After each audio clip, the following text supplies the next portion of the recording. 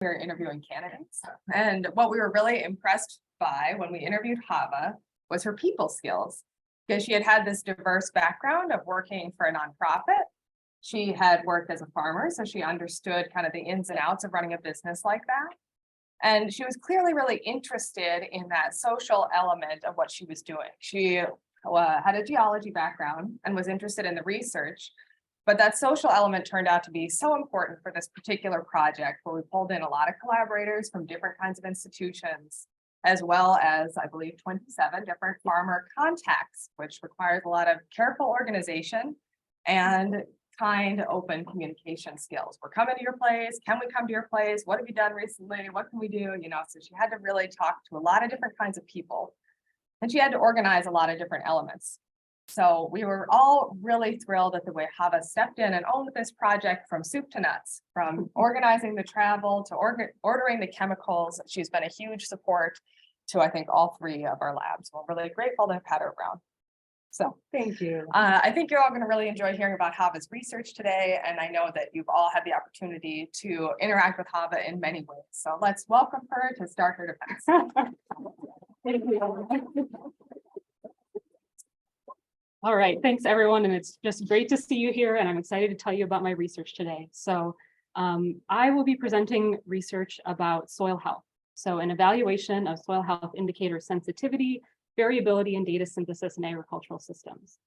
So while I think soil health can feel like an intuitive concept, I just want to start with a definition to talk about how I'll be describing this research today. So we can think about soil health as the continued capacity of the soil to function as a vital living ecosystem. And this function word is important because it gets at how we as scientists go about actually measuring soil health. How do we operationalize this concept and measure what's going on in the soil? And so we can think about soil as having many different types of functions. In agriculture, one obvious one is yield, but we can also think about the way that the soil regulates water, helps us cycle elements and nutrients, and many other important functions. And we care about these because they connect to a number of really important outcomes in the broader sort of environmental and agronomic sense. So we can think about the way that soil supports all of these important outcomes and helps us in more ways than just producing crops. And so I think a lot of the excitement around soil health and around the demand to come up with quantitative ways to measure it is around the fact that we have an opportunity in agriculture to change soil function and soil health with how we manage soil, how we manage our farms. And so this is coming along with the demand to identify different ways to understand the way the soil changes when we enact different management practices.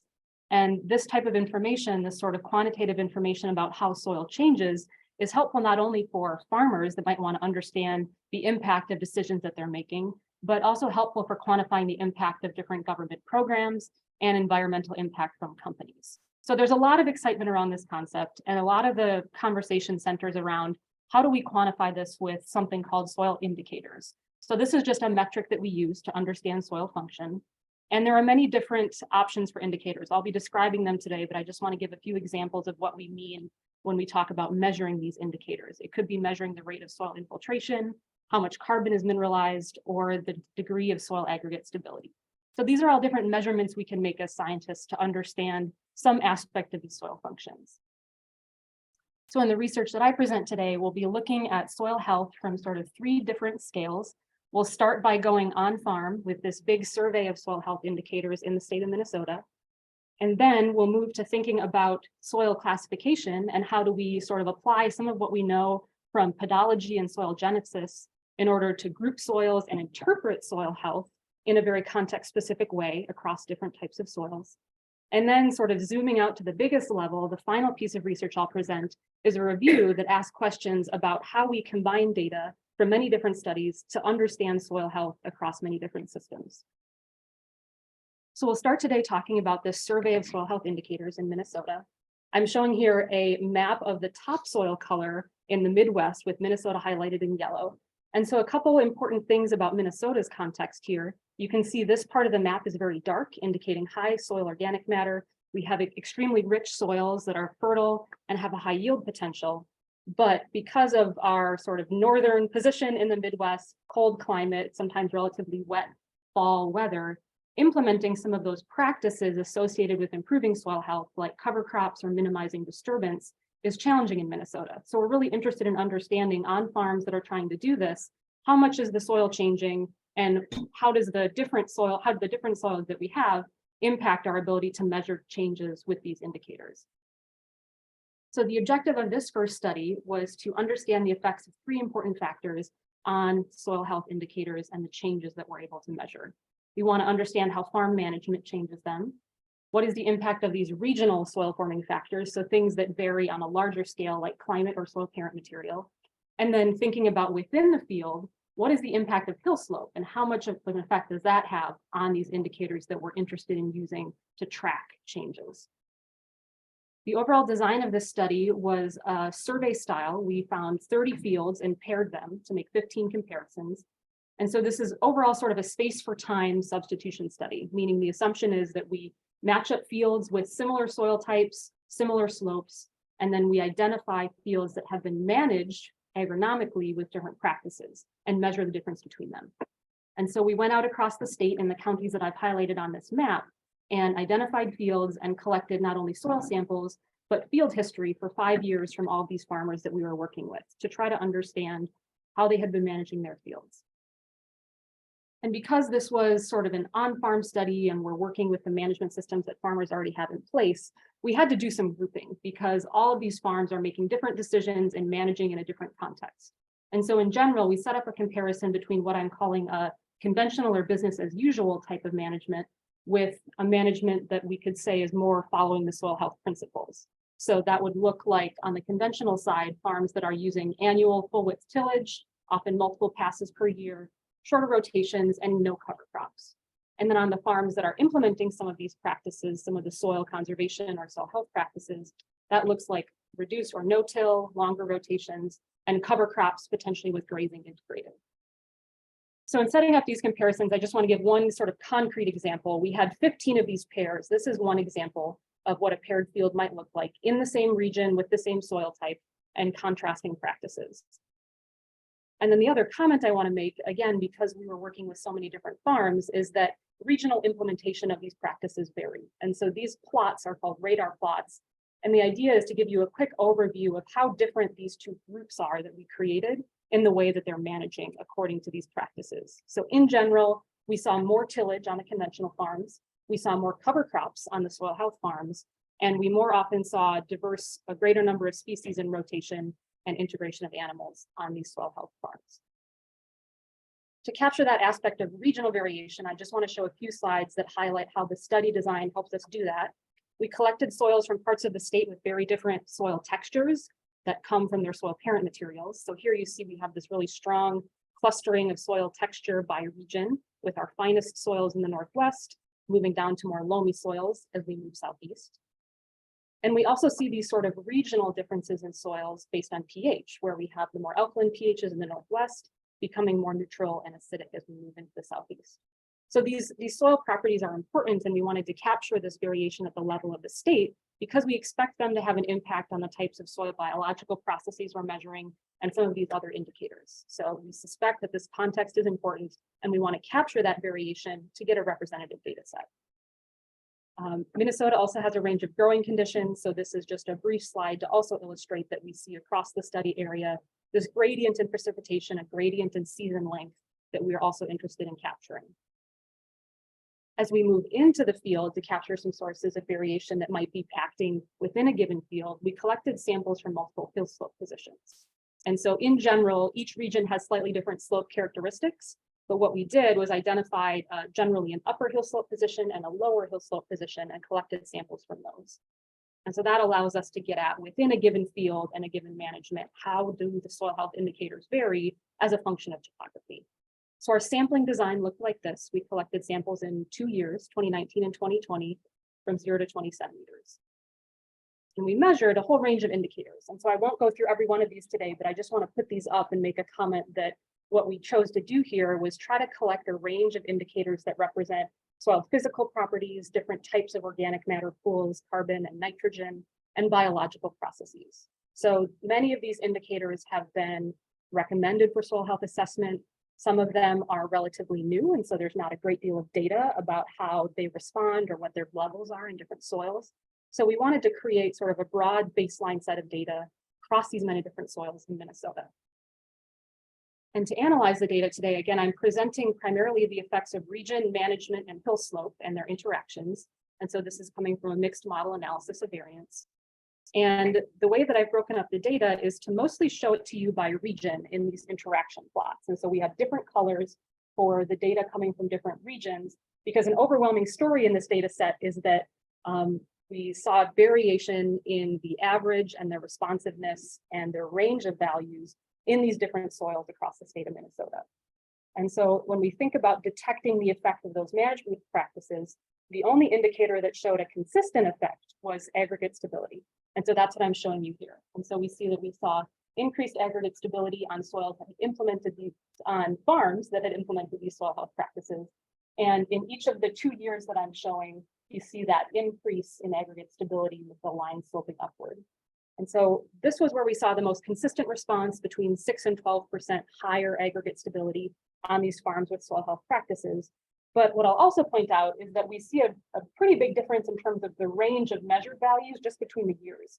So 2019 and 2020 were very different in terms of precipitation, wet in 2019 in the fall when we sampled, and dry in 2020. And so I think this is also an important result and reminder of just the impact of that year-on-year variation on the overall value when we think about what does it mean to interpret this data, what is a good value of aggregate stability. In terms of the other types of indicators we measured many different carbon pools. I'm showing one for manganate oxidizable carbon. And the story here across the carbon pools is that the response varied in response to management by region. So what you'll notice here is that we have the lines, some are sloping upward, some are sloping downward.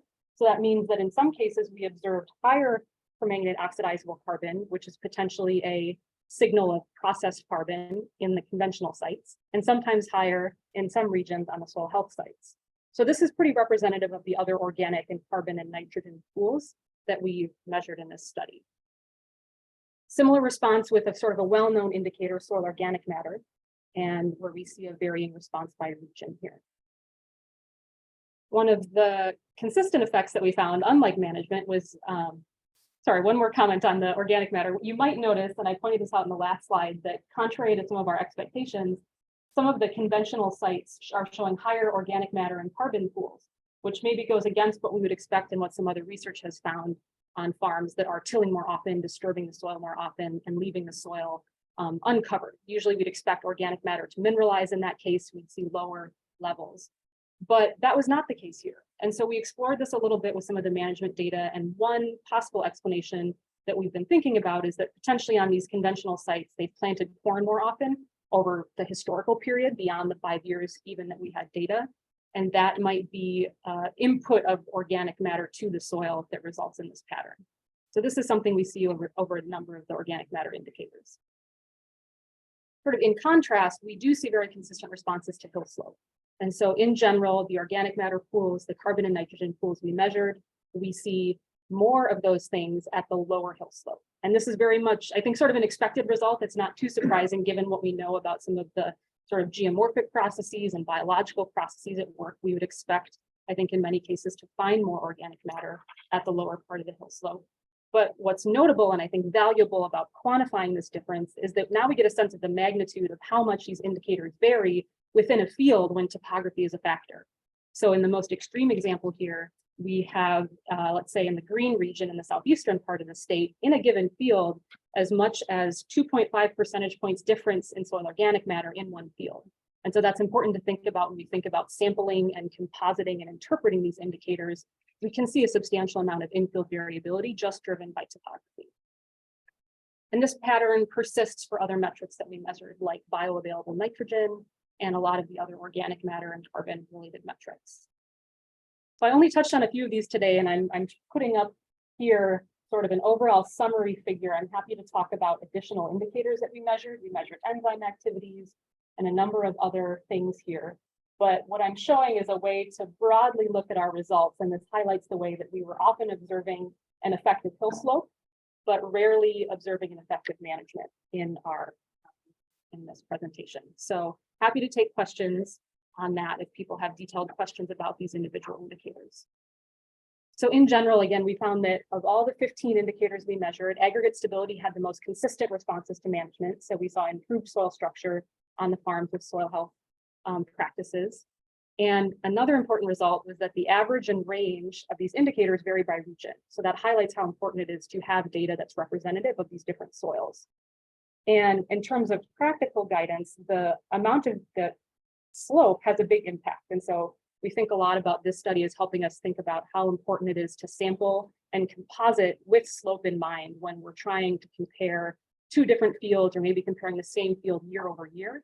We found that slope is really important for making sure that we're not confounding that management effect that we're really hoping to measure when we're using soil health indicators.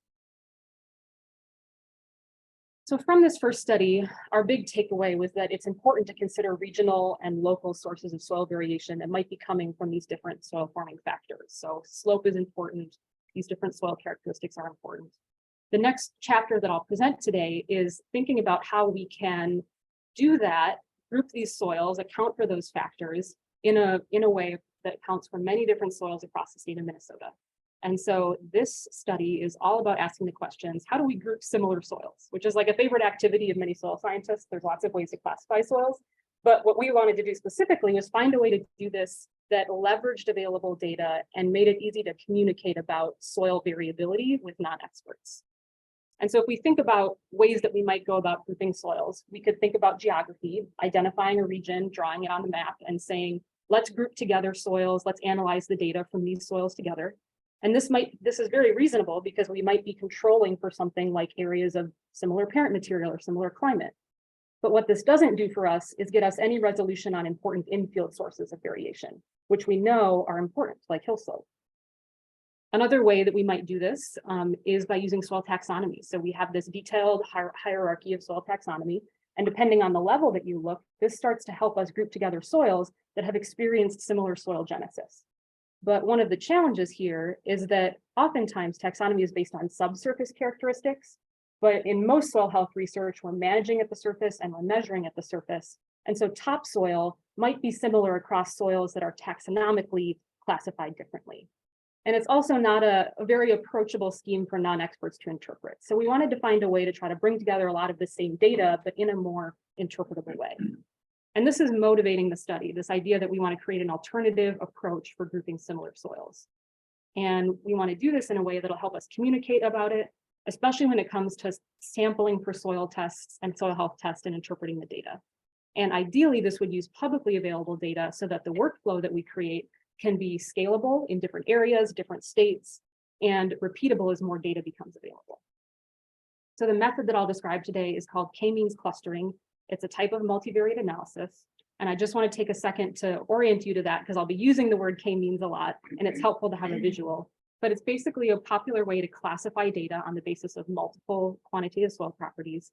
And it uses a Euclidean distance matrix. So it's similar to a lot of other multivariate techniques like principal components analysis in that respect.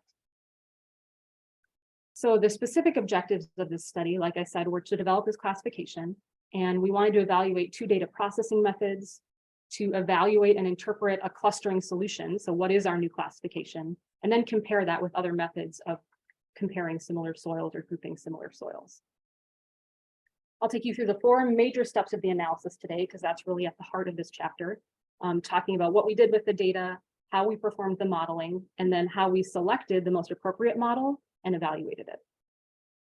So again, working in the state of Minnesota, we picked the area of Minnesota that is primarily dominated by agricultural land use. So sort of the western and southwestern part of Minnesota. And in soil mapping terms, this represents about 6,800 map units or roughly soil types across 1.2 million hectares. And one of the ways that we defined this area was using this map of major land resource areas. And so this is a way that the Natural Resource Conservation Service uses to broadly group soils that have experienced similar past vegetation, similar geography, soil parent materials across these regions. And so we're capturing a number of different soils and soil conditions with this area.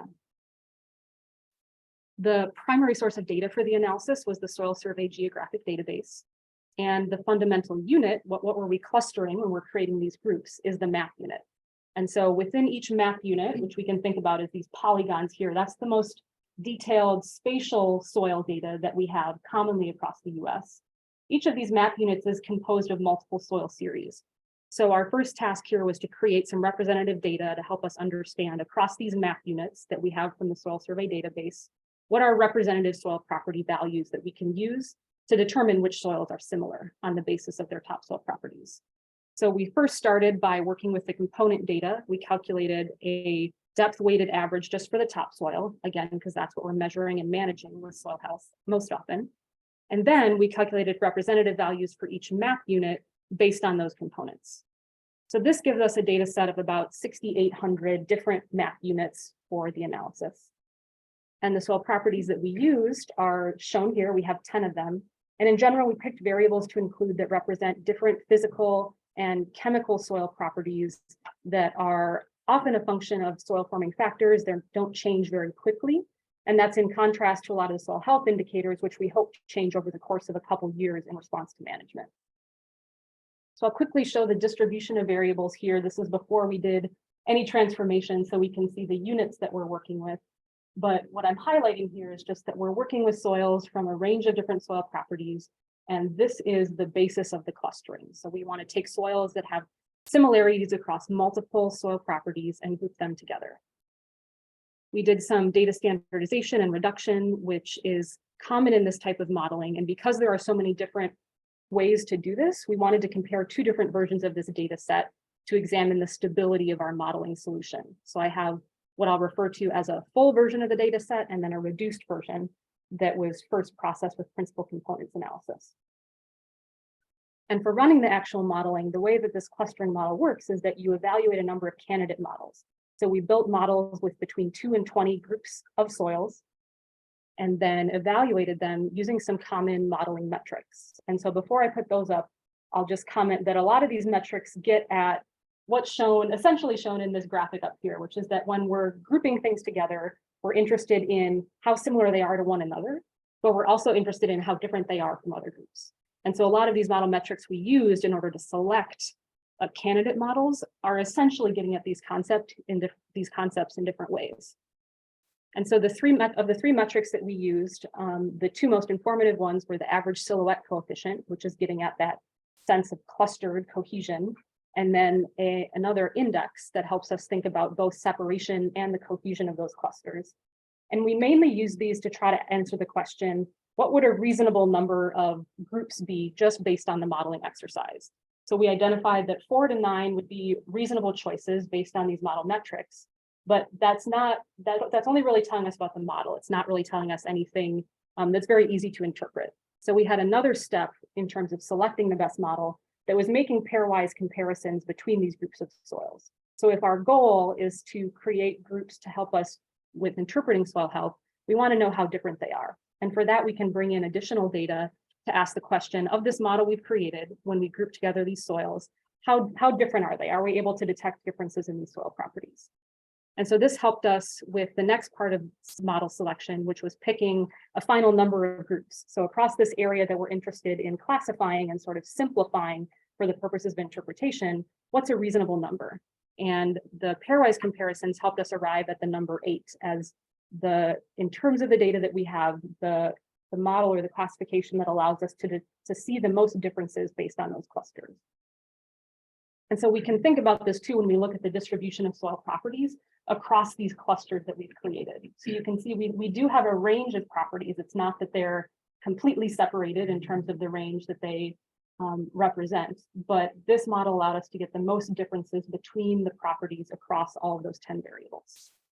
And the result of all of this is a map of the state of Minnesota that's split up into these 8 different regions on the basis of similar soils. And so this sort of aggregated soil map or data product was one of the important outcomes of this research. And so we see a couple sort of interesting patterns here broadly. We gave each of the 8 clusters a name based on the soil properties. So things that are pretty easy to communicate about, like how coarse is the soil, how fine is the soil, what is the soil pH? And then spent a little bit of time looking at interpreting some maps of across different parts of the state. And so I'm showing little insets here at the bottom to illustrate that one of the main outcomes or one of the main ways that we hope something like this is used is within a given field. So I'm showing one section in each of these squares, about 640 acres. Within a given field, what are the largest regions of soil variation or difference? How can we use this to communicate about major differences within a field? And this is helpful because it overall simplifies some of the detailed data that we have in terms of soil map units and soil series into something that's a smaller number of groups to think about stratifying for soil health sampling and making comparisons and further investigation on similar soils. One final way that we tested this idea was by comparing this model that we created with other ways that you might go about identifying and grouping similar types of soils. So we used the major land resource areas that I described earlier, and then soil taxonomic suborder for this question to say, when we group soils in this way, how much variation does it help us explain in these soil health indicators that we ultimately want to use to detect management, right? So the end goal is to help us measure these soils and measure similar soils and detect the effective management. But we know that doing that on soils that share similar properties is going to help us because of how much variation we get across the state. And so we had 8 different metrics here, soil biological and physical metrics that we use to answer this question of how much does this grouping help us? What are we explaining by splitting the soils into these groups? And in general, the clusters that we created explained a similar amount of variance as MLRA for about half the properties. And many of these are related to soil microbial biomass or phospholipid fatty acids. And then for 3 of the 8 indicators, the major land resource area explained more variance. So this is sort of a mixed result. We can see that in some ways, using these topsoil properties was informative for 40 to 60% of the variance that we observed. But in general, it performs similar or slightly less than the major land resource area. So overall, this study was highlighting how we can aggregate soil survey data and combine it with other research data sets to spatially represent topsoil variation. And the clusters that we created were similar to major land resource area for some of these properties and more informative in general than soil taxonomy.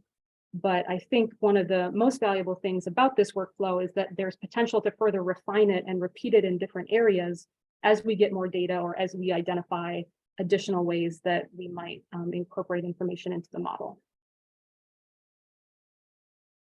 So 2 studies I presented so far. This final one, my 3rd chapter, is taking a step back. And so I'm showing this brick wall, not because it necessarily has anything to do with soil, but because my final study is really interested in this question of how do we take information from studies like the ones I just described, so like a single field study in a specific place, that might be 1 brick.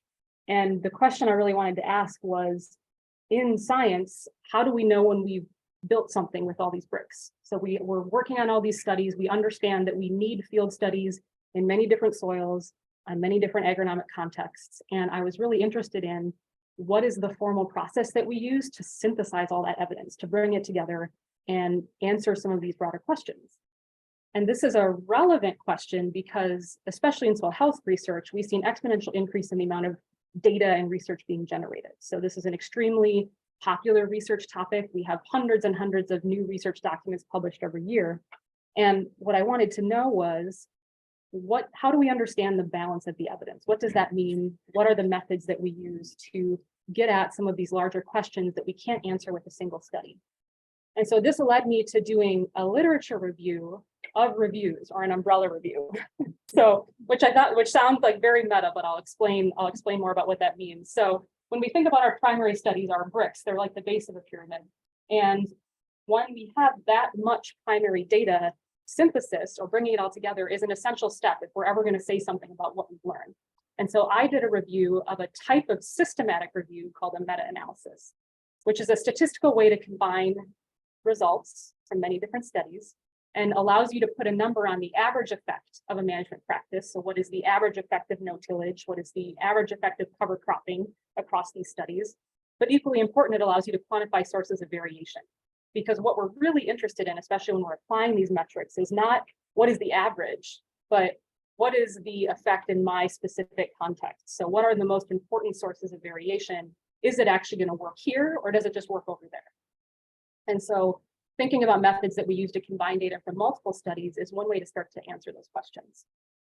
So to conduct this review, we systematically identified meta-analyses, so the specific type of systematic review. And our two goals, the two sort of results that I'll present to you today, are a description of the scope, so what were they studying, and also a critical assessment of how they did it, so the methods and the reporting. How rigorous were the methods that they used to summarize this data? And the specific types of studies that we included, there's two sort of important components that I'll describe. We were interested in meta-analyses that touched on management practices that are commonly promoted and understood to improve soil health. So reduced tillage and crop diversity and some of these other ones listed. And then we're interested in the response variable that they're measuring. What is the effect measured by these different soil health indicators? So I pulled a list from a recent review that identified the most popular soil health indicators and used those in this study. So we were interested in where are the meta-analyses that are studying these two factors together. In general, we followed the structure of a systematic review for our methods. And so I'm putting that up very briefly here. And that involved developing a protocol, searching and identifying all these studies, and then going through a process with myself and other reviewers to screen and collect the data from each one of these meta-analyses. And one important word that I want to define before we move forward here is this idea of critical appraisal, which is in step number 4. So after we've identified these studies, we've screened them. Critical appraisal is a step where you go through and evaluate the methods. And so that's some of the methods work that I was doing as part of this study, was evaluate how studies were designed and conducted. And to do this, we used a structured rubric that was published by the Center for Environmental Evidence. And that was a way to go through and evaluate each one of the meta-analyses, each one of these candidates that are part of the study, on the basis of these 8 criteria. And so this is a bit like grading a paper, right? So we're grading all these meta-analyses, but we're trying to do it in a very systematic and objective way to understand what methods they're using to pull together all this primary data. So we went through and had these 8 different criteria that we scored each study on, and that forms the basis of some of our methods, critique, and critical assessment. We started with 6,400 records as a result of our database search, and ultimately narrowed those down to 204 meta-analyses that were included in this review. So that was a process of going through and identifying which ones were relevant to our topic and were in fact meta-analyses. And one of the first big patterns that we saw here is that more and more of these types of studies, these quantitative syntheses, are being published in recent years. And so this is a type of study that is becoming more and more popular. And I think this underlines why it's important to evaluate the methods that are being used from these studies that are becoming a very common way to summarize primary data. When we look at the regional focus of these studies, about 65% of them were focused on synthesizing global data. So their goal was to pull together data from all relevant studies around the world on their specific topic. But then some of them, about a third of them, were focused on specific regions. So we saw a lot of meta-analyses that were focused on China specifically, with follow-up with sub-Saharan Africa and the United States as focus areas for some of these studies. And for the critical appraisal that we conducted of the methods for these different studies, I would say the overall conclusion or the overall pattern that we found is that there was a low overall rigor in reporting and methods. So the maximum possible score from our rubric was 65. Most studies scored around 15. And so that number is not in itself meaningful, but I think it's just a way to look at the overall data and see that there are opportunities for improvement in a lot of these practices. And so I think it's more helpful to see where were these studies really strong and where were some of these meta-analyses maybe not using the best practices or have opportunities to improve to make their results more reliable. And in general, I would say that we saw the highest scores for steps that are common across all peer-reviewed papers. So things like defining a research question or identifying the quantitative statistics method used. But the areas where we saw low scores were steps that were much more specific to systematic reviews and meta-analyses. And so one common one was a lack of critical appraisal across about 95% of our studies. And again, this is asking the questions, do the writers of these meta-analyses go through and evaluate the methods of the primary studies? Because not every primary study is the same. Not everyone has the same study design or methods. And so it's valuable to go through and identify, for example, is the method that they used in the lab to quantify soil carbon very old, very different, not as reliable as some of the other studies that we're pulling together? And so this type of data QA quality assessment, I think, is very natural if you're doing wet lab work and thinking about what's the quality of the data that we're including. But we did not find that same sort of attention to quality assessment when it comes to these meta-analytical studies. So that was an important finding. And then the next piece that we saw was that there are multiple steps throughout these reviews where a second reviewer, sort of a control on bias, was rarely reported.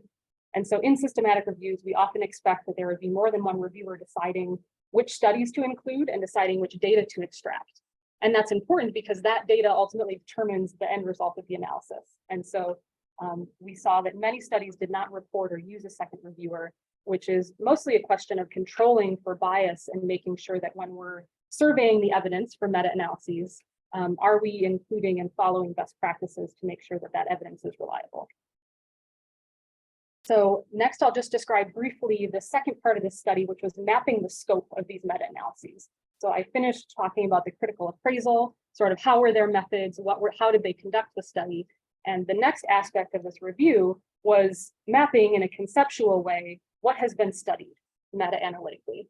And so I'll just go through some of the main patterns that we observed here. In terms of the chemical indicators that were included in the study, overwhelming focus on soil organic carbon, which makes sense. That is a soil property that has long been measured, long been of interest because it represents so many important factors and soil functions. And we see that that has been studied much more often than any of the other sort of chemical indicators or other indicators that we found in this study. So identifying sort of a focus on soil organic carbon here across different practices. I'll make a comment about color before I move on here. I've color coded these pivot tables just to make them easier to read in terms of the overall pattern.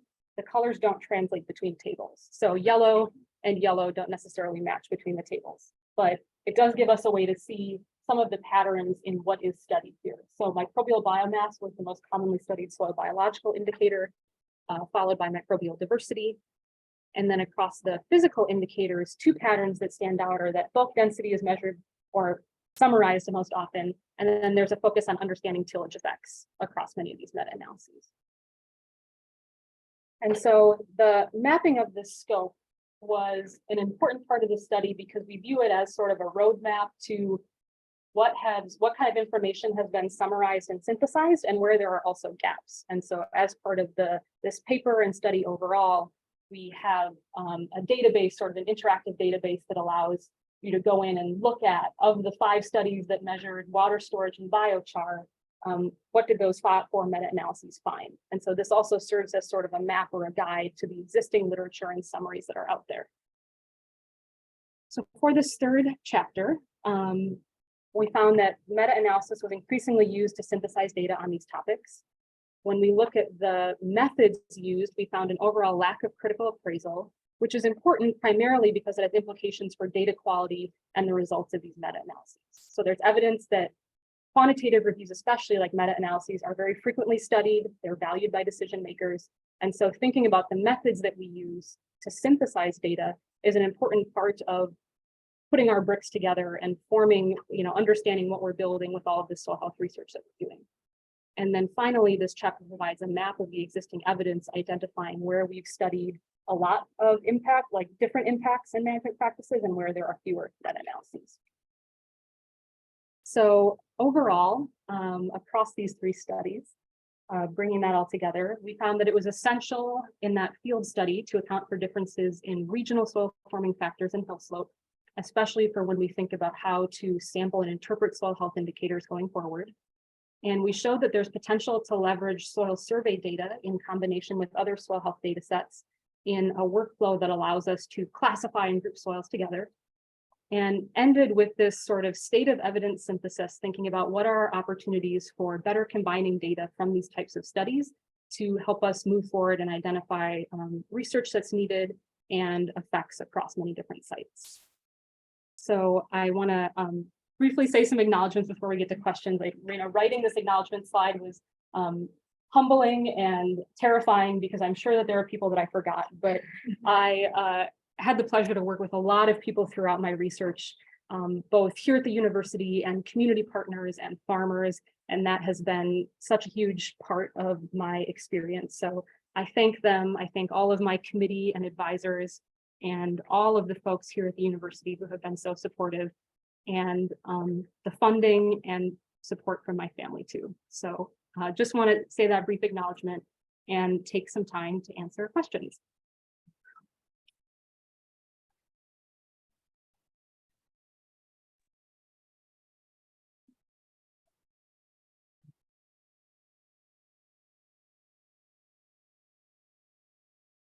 Marcel. I have been particularly interested in how you differentiate the conventional versus soil health systems, because and getting away from the correlation between individual practices. And yeah, you described how you differentiated conventional versus soil health. Do you have any advice for us moving forward? What direction should we go to characterize this is a soil health system, this is not, this is more of a soil health system or less of a soil health system? You know, how do we study it as a system instead of individual practices? Yeah, I think that's such a good question, and challenging, because, you know, when I think about our analysis, the system approach was sort of realistic for what we were doing, but because the systems were so diverse between them, I suspect that contributed a lot of variation that we just couldn't find a good way to model, and we tried with the management data. So when I think about the way that I would design soil health studies going forward, I would love to see more direct connections between, you know, we're measuring specific combinations of practices, indicators, and then those maybe specific outcomes a little bit more, if that makes sense. So if we've been asking this question, here's the management practice, does the indicator change? But we don't always have the connection between the indicator and the bigger picture outcome. So one good example is studies that measure aggregate stability. A lot of times we think, oh, aggregate stability is going to relate to infiltration. But then when you look for studies that actually empirically relate aggregates and infiltration, those are sometimes harder to find. And so that seems like one challenge to me. And then I think in the future too, you know, this survey style study helped us get at a lot of different implementations of soil health, but I might go back and try to find more consistent, maybe combinations of practices. So is it always cover crops and no-till, or just, you know, maybe making that a little bit more consistent, because that was a challenge in our study.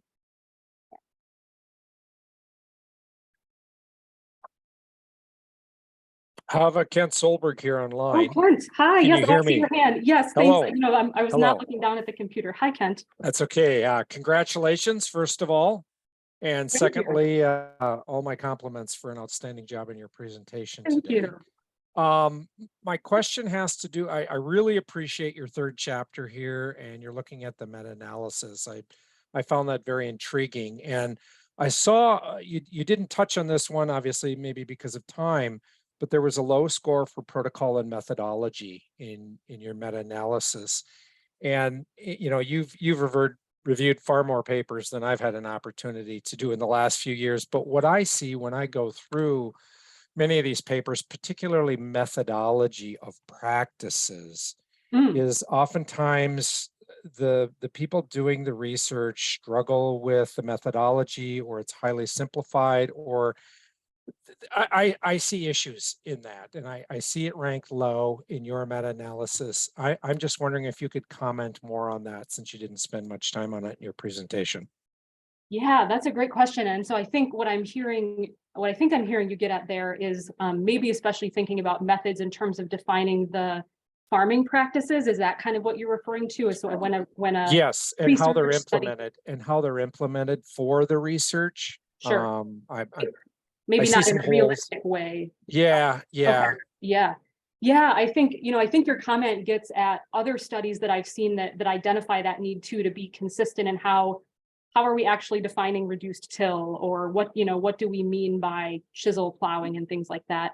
In the review that I presented with that low score for protocol and method, that was almost always related to the review process itself, but didn't get to the level of looking at the specific agricultural management. So I'm not sure that I have a lot of data to comment on your question, other than the fact that it was difficult in some cases, even for me to classify the types or understand the different types of, let's say, management that were included in a study, a meta-analysis that says, okay, we're looking at tillage and we're going to compare reduced tillage and conventional tillage, but they don't actually define what falls in those buckets. And so that makes it hard to know how many of the reduced tillage studies were strip till, how many of them were something else. There's really a wide range of ways. So I think I observed what you're talking about more at the review level too, where it's just important to specify what we're talking about because of how many different ways that it's possible to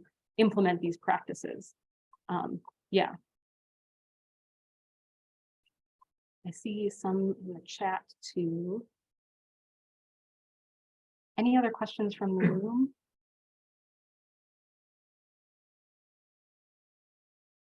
Adria. I'm curious, given how we now immerse in literature and sure, like Too deeply. if that gives like what suspicions you might have about like what was going on in your initial study with indicators where where they weren't consistently indicating soil health practices, and it's like, is it your sense that like maybe the indicators are not as sensitive as we think, or maybe that there's some kind of underlying confounding and then they're changing practices, ways, or that the pairing is somehow confounded? I mean, you can imagine Absolutely. that look like they're on similar soil, like fields that look like they're on similar soil type, but one of them got converted. Yeah, from 5 pasture. years ago Yeah. because it was degraded. or something like Exactly. that. Yeah, I think you're getting at sort of a key, a feature and a drawback of the study design that we had for that field study, where, we went out and we did our very best to match up these fields that we were comparing, but it was a 2-year study. We didn't necessarily have baseline data going back further than that. So we just had to make that assumption and say, we did our best to match these up. We collected 5 years of data, but you're certainly right. There could be these long-term either management factors or other factors that are at play that we just didn't have a way to quantify across all these different fields. Do you So, have like sort of an expert guess as to what you think might have been?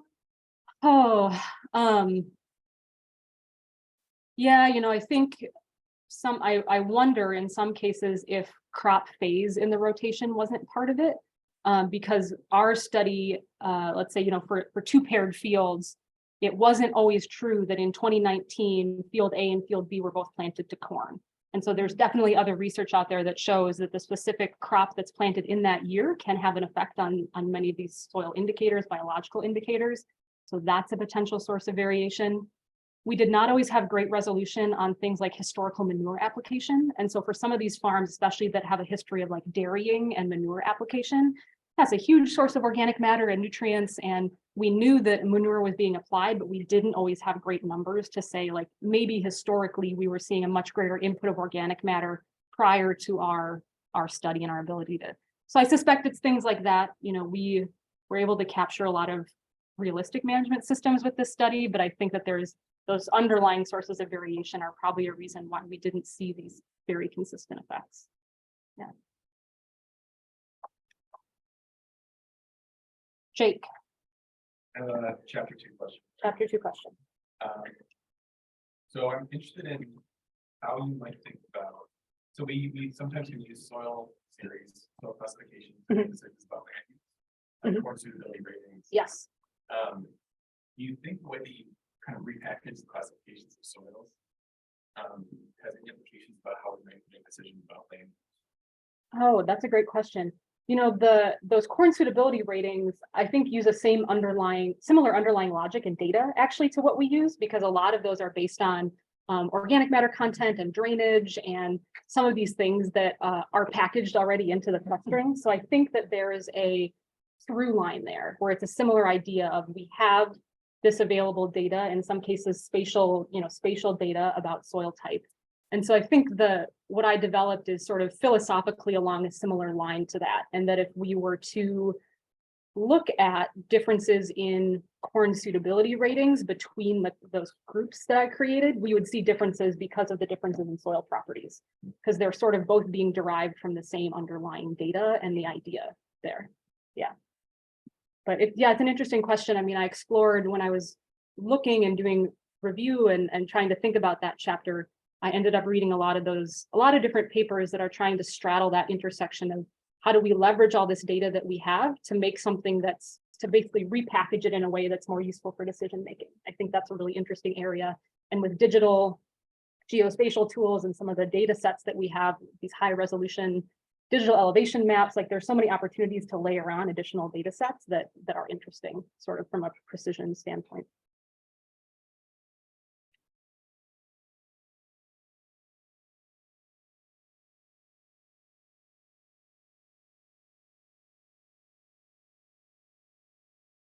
All right.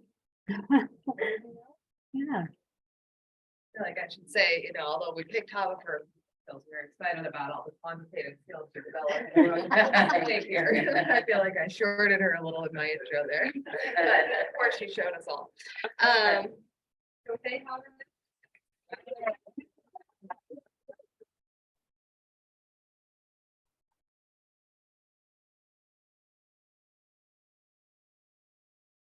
Right. Thank you, everybody online. So soon. So how do you think take a thoroughly? Okay. Sure. Since we lost on straight from tech challenge. And then. Yeah, we have this room. So we should be good there. Yeah.